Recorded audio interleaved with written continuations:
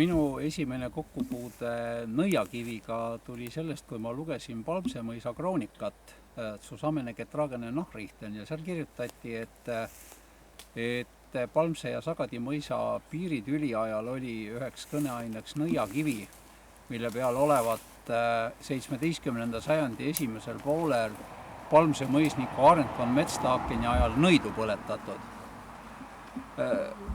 Asi tuli jutuks ka 1655. aasta toimunud piiritüli kohtuprotsessil ja siis osalesid sellel protsessil üsna mitmed Palmse mõisa talupojad, näiteks Kõnnu Madis või väikene Peeter Ilumäelt, kes teadsid rääkida, et jah, see kivi asubki täpselt seal kahe mõisa piiri peal ja et seal on Arent von Metzdakeni ajal nõidu põletatud.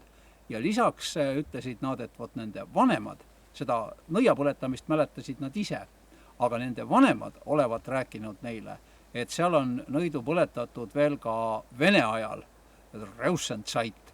See on siis ilmselt mõeldud Liivisõja aegset Vene võimu aega siin Palmse mõisa piirkonnas, kus siis ka olevat nõidu põletatud just selle kivi peal. Üldiselt, nii palju kui ma aru saan, siis ongi vist olnud mingi selline idee, et nõidu tulebki põletada piiri peal, sest näiteks teine samasugune objekt Nõiamägi on jällegi Sagadi ja Vihula mõisa piiri peal. Kas sellega mingeid lugusid on, ma täna ei tea, aga võib-olla õnnestub seda ka välja selgitada.